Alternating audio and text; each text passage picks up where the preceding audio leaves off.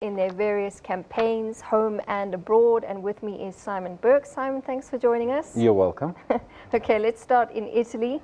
Abroad. Abroad. Right, South Africa playing their third match of their European tour. Yes. And has the pressure sort of eased after last week's? No, not at all. No, look, a win's good. A win's great. But in my opinion, the French lost that one, actually. Well, in my they opinion, that's your opinion. Yes. My opinion is shambolic French team, just an awful team. You know, that's France for you. Yeah. But you know, when they're bad, they're not great. And so. But the Springboks, well, we were terrible as well. Mm. And we were lucky to get out of Paris with that 1-point win. And that's temporarily bought everybody in the camp some time. And now we go to Padova to play Italy, who are less than spectacular themselves. And they haven't done anything really since they last beat the Springboks. So maybe this is what they were waiting for. Yeah. You know, let's take a sabbatical, a leave of absence, come back and beat the Springboks again, because this is an evenly matched, setup. Unfortunately, the Springboks, yes, they've got all the quality in the world. Players playing in Super Rugby, you know, you could wax lyrical about the achievements, but they haven't achieved that much. And Italy, they're just a team that plays in Six Nations. That has to front up against the likes of France, England, Wales every week and stay standing. And unfortunately for the Springboks, that kind of working class mentality to the game, we don't really like that. We don't. You know, you slow the game down completely and you put it amongst the Tier 5 and we'll get frustrated easily. Yeah. And perhaps there's another fiasco on the cards like what happened in Florence. It's highly unlikely that there will be, but given the Springbok team, anything's possible. Anything is possible. We've got all sorts of playmakers on the field that don't get a look in. You know, no one gets the ball, no one can defend. Springbok rugby is in a really bad state, and I don't even know if a win against Italy is going to solve anything really. Yeah, and the man at the helm of this bad state is Alistair Coetzee. Yes. Is he just hanging on? Is he fighting for his job? Well, he's not been very creative. He's just gone into his shell. He's reverted to type, and his type was when the Stormers were an incredible team, but they were one of the most boring teams to watch. They never scored any tries. Unfortunately, that Stormers team, they were very good defensively. The Springbok team, not so much. Yeah. But Coetzee, when he's backed into a corner, it seems he doesn't get creative at all. So don't expect fireworks against Italy. Military medium, that's what we need, really. I mean, a couple of tries run in. The way we played against New Zealand.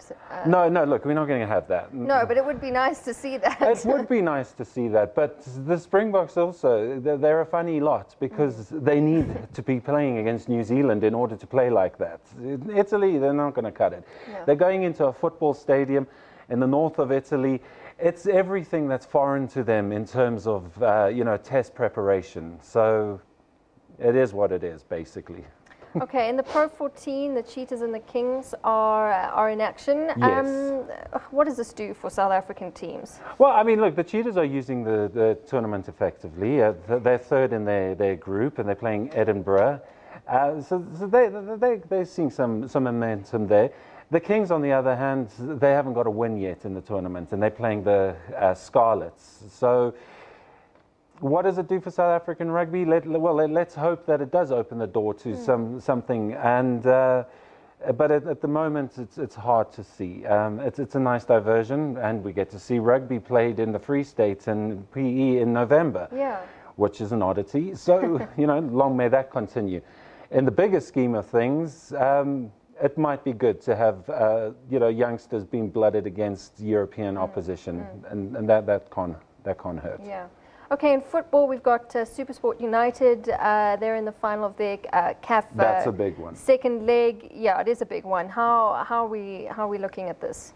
Well, they've got a couple of things going for them. The fact that they're playing at home in the second leg, that's always good. The fact that they've got an away goal going into this fixture, but they've still got so much to do. And they will be highly, highly frustrated in how they played in Lubumbashi because they had so many opportunities to put 3 goals past TP Mazembe.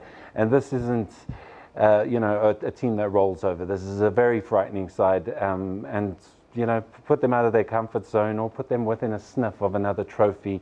Remember, these guys have won the Champions League 5 times, so they're no slouches when it comes to this sort of a scenario. SuperSport, yes, they've got some cup success behind them, but that's domestic cup success. This is continental. It's a completely different story. Yeah. But there are advantages. 8 o'clock Attridgeville, Saturday evening. We'll see. SuperSport, they've got Ranilwe Letsolanyani coming back, a playmaker. They need something like that because, you know, between Brocky and the rest of them, they're going to have to convert the chances and protect the advantage. And then we've also got some PSL fixtures over the weekend. Yes, which is your pick? Well, on Sunday we've got a very enticing one, Bloemfontein Celtic versus Pirates. But then, you know, league leaders as well, Baroka FC up against Platinum Stars. Let's see what happens with Baroka FC. Another interesting one, and probably the pick of the matches, is Golden Arrows versus Cape Town City. Two teams that are high up there on the log, second and third. And, you know, good to have new faces contending. Yeah, that's going to be a good one to watch. Simon, thank you so much for that. You're very Simon welcome. Burke with us, going through some of our sporting highlights this weekend.